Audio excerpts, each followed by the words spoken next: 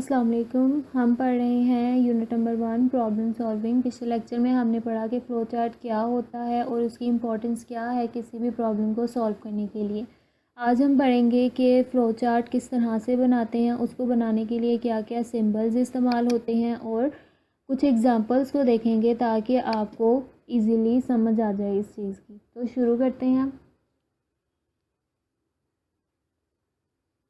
ये important symbols हैं 6 जो कि ज़रूरी हैं आपके फ़्लो चार्ट को बनाने के लिए। हम इनको बारी बारी देख लेते हैं। सबसे पहले हैं आपकी फ़्लो लाइंस।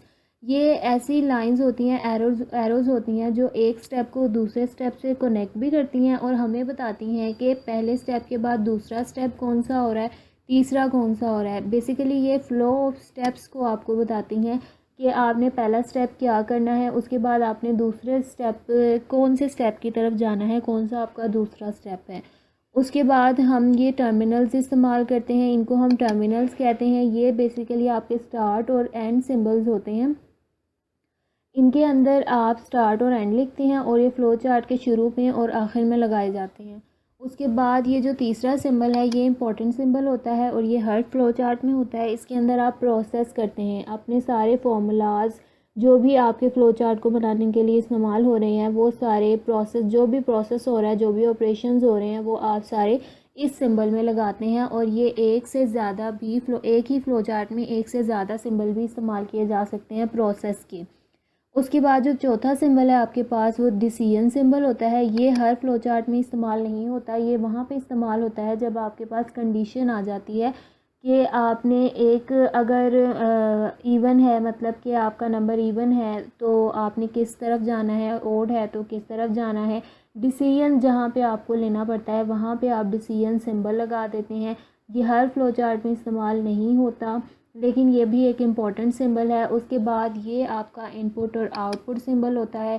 ये भी आपके हर फ़्लो चार्ट में इस्तेमाल होता है। इसके अंदर आप इनपुट लेते हैं और आउटपुट देते हैं। स्टार्ट सिंबल इस्तेमाल करते हैं, उसके बाद आप इनपुट सिंबल इस्तेमाल करते हैं। एंड सिंबल पहले आप आउटपुट सिंबल इस्तेमाल करते हैं और फिर आप एंड सिंबल इस्तेमाल करते हैं। उसके बाद 6 जो है हमारे पास वो कनेक्टर होता है। कनेक्टर बेसिकली कनेक्ट करवाता है एक फ़्लो चार्ट को दूसरे से। ये हम तब इस्तेमाल करते हैं, कनेक्ट करता है आपके parts of the flow chart को। तो ये आपके 6 इंपॉर्टेंट सिंबल्स हैं, इनको हम दोबारा देख लेते हैं। ये फ़्लो लाइंस हैं आपकी जो फ़्लो ऑफ स्टेप्स को बताती हैं।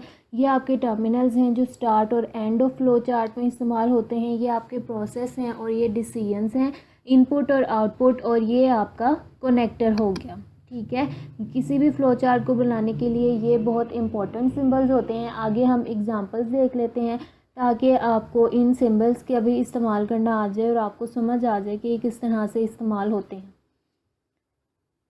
पहली एग्जांपल हम देखते हैं। ये आपकी पहली एग्जांपल है। इसकी स्टेटमेंट जो है वो ये है कि आपने कन्वर्ट करना है सेल्सियस को फ़ारेनहाइट टेम्परेचर में। ठीक है, आपके पास जो टेम्परेचर है वो सेल्सियस में दिया हुआ है और उसको आपने कनेक्ट करना है फ़ारेनहाइट के अंदर। फॉर्मूला आपको पहले से पता है कि आप क्या करते हैं, सेल्सियस को मल्टीप्लाई करते हैं। सेल्सियस में जो भी आपको टेम्परेचर दिया होता है उसको आप 9 से पहले मल्टीप्लाई करते हैं, उसके बाद आप उसे 5 से डिवाइड कर देते हैं। ठीक है, उसके बाद आपका जो आंसर आता है टोटल, उसको आप क्या करते हैं, प्लस कर देते हैं 32 के साथ, तो आपके पास आ जाता है फ़ारेनहाइट। ठीक हो गया। तो ये आपका फॉर्मूला है जो कि आपको पता है पहले से ही। तो अब हम इस फ़्लो चार्ट को देख लेते हैं कि हमने किस तरह से बनाना है इसको। सबसे पहले वही आ गया आपका स्टार्ट सिंबल जो मैंने आपको पहले बताया था कि आपका टर्मिनल आ गया। टर्मिनल आपने स्टार्ट कर दिया। ये आ गई आपकी फ़्लो लाइन जो आपको बता रही है कि स्टार्ट के बाद आपने कौन से स्टेप पे जाना है। ये आ गया आपका इनपुट सिंबल। ठीक है, इसमें आपने इनपुट ली, इनपुट नंबर लिख लें आप या फिर सेल्सियस टेम्परेचर लिख लें। इसके अंदर जो भी आपको क्वेश्चन के अंदर सेल्सियस दिया हुआ है वो आप यहाँ लिख लेंगे। ठीक है, जो भी वैल्यू दी हुई है। अब आप दूसरे स्टेप पे आएंगे, एक और फ़्लो लाइन आ गई यहाँ पे जो सिंबल आ रहा है वो आपका प्रोसेस सिंबल आ गया। अब जो भी आपने फॉर्मूला लगाना है वो आपने प्रोसेस वाले सिंबल के अंदर लगाना है। और ये मैंने आपको पहले भी बताया है कि एक फ़्लो चार्ट के अंदर एक से ज़्यादा प्रोसेस सिंबल्स हो सकते हैं।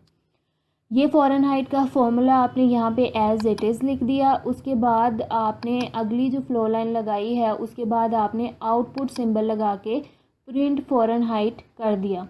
अब आपका जो फ़्लो चार्ट क्या करेगा, वो पहले स्टार्ट होगा, उसके बाद वो यूज़र ने जो भी आपको सेल्सियस दिया हुआ है, टेम्परेचर दिया हुआ है, वो यहाँ पे इनपुट के तौर पे ले लेगा। उसके बाद वो प्रोसेस करेगा। प्रोसेस के अंदर क्या करेगा, जो फ़ारेनहाइट में चेंज करने का फॉर्मूला है वो यहाँ पे लगा देगा।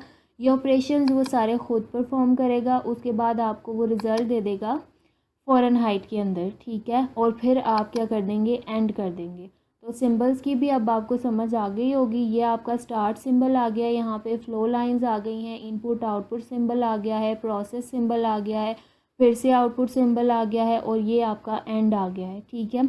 ये हमारी पहली एग्ज़ाम्पल थी। अब हम एक और एग्ज़ाम्पल देख लेते हैं ताकि हमें ज़्यादा क्लियर हो जाए। सेकेंड एग्जाम्पल है आपके पास, आपने फाइंड करना है एरिया ऑफ पैरेललोग्राम। एक पैरेललोग्राम है आपके पास, उसका आपने एरिया फाइंड करना है। पैरेललोग्राम जो होती है आपके पास वो कुछ इस तरह से होती है, ठीक है। बेसिकली ये जो हैं दो साइड्स ये इक्वल होती हैं, और ये जो दो साइड्स होती हैं ये इक्वल होती हैं आपकी, ठीक है। तो अब आपने सबसे पहले क्या करना है, वही स्टार्ट कर देना है। फ़्लो लाइन आ गई, फ़्लो बता रही है। उसके बाद आपने इनपुट ले लेनी है, ठीक है। इनपुट के अंदर आपने वो चीज़ें लेनी है जिनकी आपको फॉर्मूले के अंदर ज़रूरत है। पैरेललोग्राम का फॉर्मूला आपको पता ही होगा कि एरिया जो इक्वल होता है बेस मल्टीप्लाई हाइट, ठीक है। बेस, ये आपकी बेस हो गई, और ये मल्टीप्लाई कर दिया आपने इसको हाइट के साथ। तो ये आपका पैरेललोग्राम का फॉर्मूला होता है। आपको फॉर्मूला लगाने से पहले, आपको ये स्टेटमेंट पढ़ने के बाद आपको पता चल जाएगा कि आपको रिक्वायर्ड क्या है। आपको बेस की वैल्यू रिक्वायर है और हाइट की वैल्यू रिक्वायर है, वो आपको दी हुई होगी। आप क्या करेंगे, स्टार्ट कर देंगे। इनपुट में आपने लेनी है बेस और हाइट की वैल्यू। उसके बाद आपने प्रोसेस करना है। प्रोसेस के अंदर आपने वही एरिया का फॉर्मूला लगा देना है।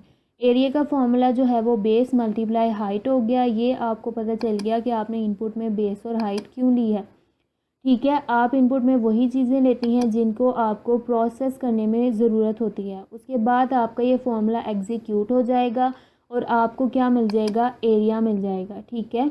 आपका फ़्लो चार्ट स्टार्ट होगा, इनपुट लेगा बेस और हाइट। जैसे ही उसको वैल्यूज़ मिल जाएंगी वो फॉर्मूले में पुट कर देगा और मल्टीप्लाई करके आपको प्रिंट कर देगा एरिया, ठीक है। ये आपका पैरेललोग्राम का एरिया फाइंड हो गया है।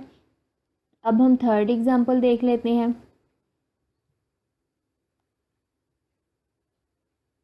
ये आपकी थर्ड एग्जांपल है। ये आपकी थर्ड एग्जांपल आ गई है। इसके अंदर वो कह रहा है कि आपने इंटरेस्ट फाइंड करना है एक अमाउंट के ऊपर, ठीक हो गया। इंटरेस्ट फाइंड करने का फॉर्मूला आपको पता होगा, ठीक है। आप क्या करेंगे, उस फॉर्मूले के अंदर जो जो चीज़ें आपकी यूज़ होनी है वो आप इनपुट के तौर पे ले लेंगे। ये सिंपल से फ़्लो चार्ट हैं। इसके अंदर आपने क्या करना है, स्टार्ट आप लाजमी करेंगे, ठीक है। उसके बाद इनपुट करेंगे। इनपुट में आप क्या क्या चीज़ें लेंगे, प्लेन इंटरेस्ट का फॉर्मूला हमारे पास होता है अमाउंट। जो आपको अमाउंट गिवन होती है उसको आपने मल्टीप्लाई करना होता है रेट डिवाइडेड बाय 10, और उसको ईयर के साथ आप मल्टीप्लाई कर देते हैं। ये आपका एक फॉर्मूला है। अब इसके अंदर आपको चीज़ें क्या चाहिए, आपको अमाउंट चाहिए, रेट चाहिए और ईयर चाहिए, ठीक है। फॉर्मूले अगर आपको पता होंगे तो आपको पता होगा कि मैंने इनपुट में क्या लिखना है। अब इनपुट के अंदर आप अमाउंट लिख देंगे, रेट लिख देंगे, ईयर लिख देंगे, ठीक है।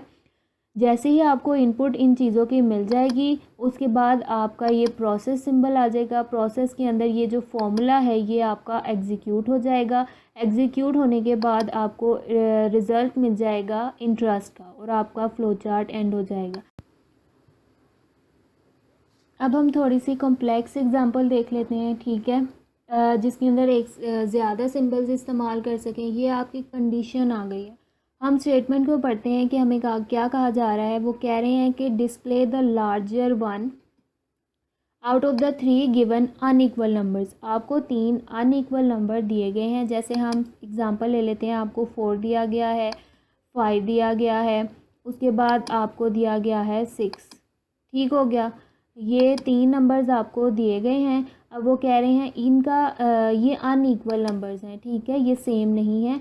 वो कह रहे हैं कि आपने इसमें से लार्जर नंबर फाइंड करना है। वैसे तो हमें पता चल रहा है, लेकिन हम क्या करेंगे, फ़्लो चार्ट बनाएंगे। फ़्लो चार्ट जो है वो इस स्टेटमेंट का 2 तरीक़ों से बन सकता है। हम दोनों तरीक़ों को बारी बारी देख लेते हैं। फर्स्ट जो मेथड है आपका वो ये है। इसके अंदर आप क्या करते हैं, स्टार्ट कर लेते हैं। अब आपको 3 नंबर में से क्या हुआ, अब आपको स्टेटमेंट में कहा गया है कि 3 नंबर्स में से आपने करना है, ठीक है। तो इनपुट में आपको क्या चाहिए, आपको 3 नंबर्स चाहिए होंगे, ठीक है। तो आप क्या करेंगे, N0, N1, N2 3 नंबर्स ले लेंगे। आप यहाँ पे X, Y, Z भी ले सकते हैं, आप यहाँ पे A, B, C भी ले सकते हैं, ठीक है। उन्होंने जो 3 नंबर लिए हैं वो N0, N1, N2 है, ये आपका इनपुट आ गया। उसके बाद प्रोसेस करेंगे आपने असाइन कर दी है default value large is equals to N0, ठीक हो गया। आप क्या करेंगे, अब आपने ये जो N0 है ये लार्ज में स्टोर कर दिया है, ठीक है। आपने क्या किया है, 3 इनपुट नंबर्स लिए हैं, उसके बाद आपने जो N0 है उसको लार्ज में स्टोर कर दिया है, ठीक है। अब आप क्या करेंगे, डिसीजन बनाएंगे, डिसीजन लेंगे। उसमें क्या होगा, कंडीशनल सिंबल आपने लगा दिया है, इसके अंदर क्या होगा, डिसीजन होगा। वो किस तरह से कि अब आप करेंगे, आपने N0 को लार्ज कह दिया है, ठीक है, फ़र्ज़ कर लिया है कि हमारा जो N0 है वो लार्ज है। उसके बाद आप डिसीजन करेंगे इफ़ N1 जो है वो ग्रेटर देन लार्ज है। यहाँ पे वो कह रहा है कि N1 जो है वो ग्रेटर है N0 से, तो N1 लार्ज हो गया। अगर तो N1 जो है वो ग्रेटर नहीं है N0 से, तो क्या हो गया, आप दूसरी कंडीशन लगाएंगे, ठीक हो गया। इसको दोबारा देख लेते हैं। आपको 3 इनपुट लेनी है, ठीक है, N0, N1, N2। आप सपोज़ कर लेते हैं कि N0 जो है वो लार्ज है। उसके बाद आप कंडीशन लगाते हैं कि if N1 greater than large, मतलब N1 जो है वो N0 से बड़ा है तो N1 लार्ज है। अगर नहीं बढ़ा तो फिर आप क्या करेंगे, दूसरी कंडीशन लगाएंगे N2 ग्रेटर देन लार्ज। इसमें वो कह रहा है कि अगर नहीं बढ़ा, N1 जो है वो N0 से नहीं बढ़ा, तो आप दूसरी कंडीशन लगाएंगे N2 जो है वो लार्ज है N0 से, ठीक हो गया। अगर तो वो लार्ज है तो N2 लार्ज हो गया, अगर नहीं तो फिर N0 ही आपका लार्ज रहेगा और वो यहाँ पे लिख देंगे, ठीक है, या फिर N1, ठीक है। अगर आपका N यहाँ पे आ जाता है येस, मतलब कि N1 जो है वो ग्रेटर है N0 से, तो आपका N1 लार्ज हो जाएगा और फिर ये जो है वो ये एग्जीक्यूट नहीं करेगा और यहाँ पे इसको प्रिंट कर देगा। अगर आपका N2 जो है वो ग्रेटर आ जाता है N0 से, ठीक है, तो वो क्या करेगा, N2 को लार्ज कह देगा और फिर इसको प्रिंट कर देगा, ठीक हो गया। अब इसका दूसरा मेथड हम देख लेते हैं। उसके अंदर उसने इनपुट ली है ABC, उसने 3 नंबर्स ले लिए हैं ABC। उसके बाद उसने तीनों कंडीशंस एक साथ लगा दी हैं। वो किस तरह से है, ये एक रूल उसने लगाया है कि A जो है वो ग्रेटर देन B है, ठीक हो गया। अगर तो A B से बड़ा है तो फिर A C से भी बड़ा है, लेकिन अगर नहीं बड़ा तो फिर B जो है वो ग्रेटर है C से। ये 3 कंडीशंस हमारे पास बन रही हैं। हमने किस तरह से लगाई हैं कि A ग्रेटर देन B, ये आपकी पहली कंडीशन है, A ग्रेटर देन C और B ग्रेटर देन C, ठीक हो गया। ये आपने 3 कंडीशंस यहाँ पे लगा ली हैं। अगर आपका A ग्रेटर देन B आ रहा है, येस आ रहा है, तो इसका मतलब है कि फिर A जो है वो C से बड़ा होगा। अगर आपका A B से बड़ा है तो फिर आप कहेंगे कि A C से भी बड़ा होगा। अगर हाँ तो फिर A आपकी आउटपुट है, लेकिन अगर नहीं तो फिर C आपकी आउटपुट है, ठीक है। जाहिर है कि आपका A जो है वो ग्रेटर है B से, तो अब फिर आप दूसरी कंडीशन पे जाएंगे कि A ग्रेटर फिर होगा C से। अगर हाँ है तो फिर A आ जाएगा, अगर नहीं तो C आ जाएगा। दूसरी तरफ आप क्या देखेंगे, ये कंडीशन देख लेते हैं कि B जो है वो ग्रेटर है C से। अगर हाँ है तो आपकी आउटपुट B है, अगर नहीं तो फिर आपकी आउटपुट C है। यहाँ पे ए ग्रेटर देन सी है, अगर येस है तो फिर ये आउटपुट आ गई, अगर नहीं तो ये तीनों कंडीशंस हैं, ठीक है। उससे आपको पता चल जाएगा आपका ग्रेटर नंबर जो है वो क्या है। फ़र्स्ट हम ये कर लेते हैं कि हमारा ए जो है वो वाकई में ग्रेटर है बी से, तो अब क्या होगा, हमारा जो ए है वो सी से भी ग्रेटर है, तो हमारी आउटपुट जो है वो ए आ जाएगी। तो इस तरह से हम लार्जर नंबर फाइंड कर सकते हैं 3 नंबर्स में से, ठीक हो गया। अब हम एक और एग्जांपल देख लेते हैं। अगली कंडीशन आ जाती है, अगला आपका जो फ़्लो चार्ट आ जाता है वो एक कंडीशनल फ़्लो को शो करेगा। ये जो पिछला आपने देखा है फ़्लो चार्ट, ये भी कंडीशनल फ़्लो ही था आपका, ठीक है। इसकी स्टेटमेंट को हम देख लेते हैं कि वो आपको कह रहा है कि आपको एक नंबर दिया गया है, ठीक है। अब आपने बताना है कि ये नंबर ओड है या इवन है, ठीक है। इसके लिए हमने एक फ़्लो चार्ट बनाना है, ठीक हो गया। जैसे फ़र्ज़ करें कि उसने हमें 4 दे दिया है, ठीक है।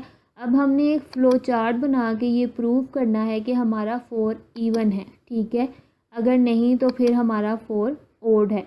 हर फ़्लो चार्ट को बनाने के लिए आपको एक लॉजिक यूज़ करनी पड़ती है, ठीक है, या फिर कोई फॉर्मूला यूज़ करना पड़ता है। इस फ़्लो चार्ट पे हम देख लेते हैं कि क्या लॉजिक यूज़ हो रही है।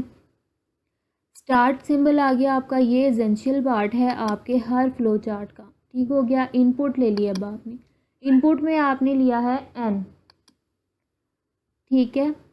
n का मतलब ये है कि आपने एक नंबर ले लिया है n, यहाँ पे आप x भी ले सकते हैं, यहाँ पे आप y भी, कोई भी नंबर ले सकते हैं, उसने n ले लिया, ठीक हो गया।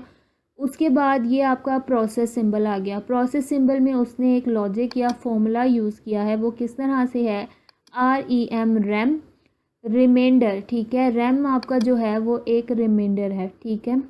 वो आपको कह ये रहा है कि आपका जो रिमाइंडर है वो इक्वल है n mod 2 के। मतलब ये हो गया कि जो भी आपको नंबर दिया गया है उसको आप डिवाइड करेंगे 2 के साथ। अगर आपका रिमाइंडर जो है वो 0 आ जाता है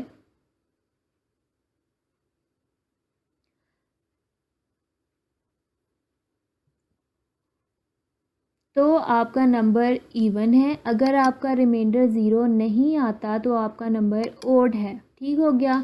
इस फॉर्मूले को हम इस तरह से कर सकते हैं कि आपको दिया गया है नंबर, हमने जो सपोज़ किया हुआ है वो 4 है, इसको आप क्या करेंगे 2 के साथ डिवाइड करेंगे, 2 2 ज़ार आपका होता है 4, ठीक हो गया।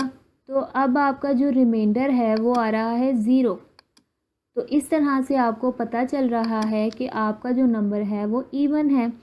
अगर आपको यहाँ पे 5 दिया होता तो आपका रिमाइंडर 0 ना आता बल्कि कोई वैल्यू आती, फिर हम कह देते कि वो ओड है, ठीक है। स्टार्ट करेंगे आप, वो नंबर इनपुट के तौर पे दे देंगे जो आप ले लेंगे जो आपको स्टेटमेंट में दिया हुआ है। उसके बाद आप प्रोसेस का फॉर्मूला लगा, प्रोसेस सिंबल लगा के फॉर्मूला लगा लेंगे। उसके बाद आप डिसीजन बनाएंगे, डिसीजन में आप क्या कहेंगे, अगर तो रिमाइंडर आपका 0 है तो नंबर इवन है, अगर नहीं तो आपका नंबर ओड है, और ये आपका फ्लो चार्ट एंड हो गया। ये आपके आगे 6 एग्ज़ाम्पल और ये लास्ट एग्ज़ाम्पल है, इसको हम देख लेते हैं। इसके अंदर वो क्या कह रहा है कि आपने इनपुट करनी है 5 वैल्यूज़ 1 बाय 1 और फिर बताना है कि आपके जो नंबर है, जो वैल्यू है वो ओड है या इवन है, ठीक है। ओड और इवन से हमें ये तो पता चल गया कि हमने फॉर्मूला जो लगाना है एक जो इसके अंदर इस्तेमाल होगा वो यही होगा कि रिमाइंडर जो है वो n mod 2 का जो रिमाइंडर है वो 0 होना चाहिए या नहीं होना चाहिए, ठीक है। अब इसके अंदर क्या होगा, एक लॉजिक हमें एक और लगानी पड़ेगी इसके अंदर। वो क्या है कि वो कह रहा है कि आपने 5 वैल्यूज़ खुद लेनी है, ठीक है। आपको 5 वैल्यूज़ दी नहीं हुई, ठीक है, तो आपको खुद लेनी पड़ेंगी। तो इसलिए आपको यहाँ पे एक लूप लगाना पड़ेगा। लूप क्या करता है, आपका एक रिपीटेटिव प्रोसेस होता है, ठीक है। ये वैल्यूज़ को रिपीट करता है, ठीक है। तो हम इसको देख लेते हैं कि ये क्या होता है। हमने स्टार्ट कर दिया, ठीक हो गया। अब यहाँ पे उसने इनपुट सिंबल से पहले एक प्रोसेस सिंबल लगाया है। उसके अंदर उसने क्या किया है, उसके अंदर उसने आपको कहा है कि जो काउंट है वो इक्वल टू ज़ीरो है, ठीक है। उसने एक कांस्टेंट ले लिया, यहाँ पे ही उसने एक लूप लगा लिया है। वो किस तरह से होगा हमें इसको देख लेते हैं। उसने काउंट को इक्वल कर दिया है ज़ीरो के, ठीक है। उसके बाद उसने एक इनपुट नंबर लिया है n। अब वो क्या कर रहा है, इंक्रीज़ काउंट बाय 1। यहाँ पे क्या होगा कि आपका जो नंबर था वो ज़ीरो था, काउंट को आपने ज़ीरो वैल्यू असाइन कर दी थी। उसके बाद आपने नंबर ले लिया है n, ठीक है। अब यहाँ पे क्या होगा कि आपकी जो वैल्यू थी ज़ीरो वो 1 बन गई है, ठीक है। मतलब कि 0 + 1 हो गया यहाँ पे, क्योंकि काउंट की वैल्यू आपके पास पहले ज़ीरो थी। काउंट को आपने वैल्यू साइन की थी ज़ीरो, और यहाँ पे आपने कह दिया है कि इंक्रीज़ काउंट बाय 1, मतलब कि ज़ीरो जो था उसके अंदर +1 कर दो, ठीक हो गया। अब क्या होगा कि आपकी जो सबसे पहले आपने काउंट को वैल्यू साइन की, फिर आपने एक नंबर ले लिया, ठीक है। आपने काउंट को 1 कह दिया, ठीक हो गया। काउंट को 1 कहने के बाद आपने ये फॉर्मूला लगा दिया, जिससे आपको पता चलेगा कि आपका जो नंबर है वो इवन है या ओड है, ठीक हो गया। ये जो बेसिकली आपका पार्ट है ये आपको बताएगा कि आपका नंबर इवन है या ओड है, और ये जो काउंट वाला पार्ट है ये आपकी 5 वैल्यूज़ को इनपुट लेने के लिए इस्तेमाल हो रहा है, ठीक है। नंबर ज़ीरो हो गया, इनपुट नंबर ले लिया आपने, n लगा दिया, n का फॉर्मूला लगाया आपने यहाँ पे, ठीक है। आपने रिमाइंडर अगर आपका ज़ीरो आ गया तो नंबर इवन हो गया, और अगर नहीं आया तो आपका नंबर जो है वो ओड हो गया।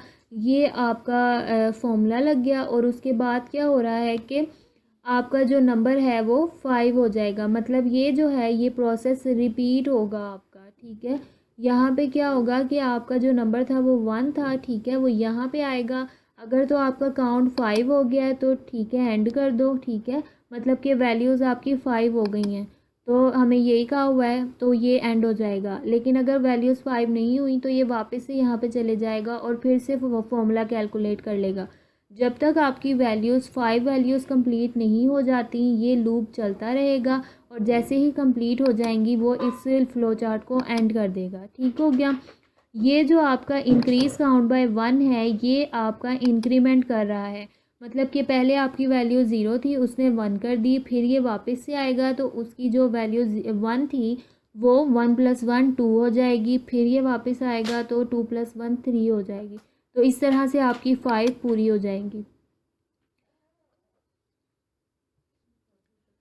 अगले लेक्चर में हम देखेंगे एल्गोरिदम्स क्या होते हैं, एल्गोरिदम्स को डिफ़ाइन कैसे करते हैं, और प्रॉब्लम सॉल्विंग में एल्गोरिदम्स के क्या इम्पोर्टेंस है। Thank you.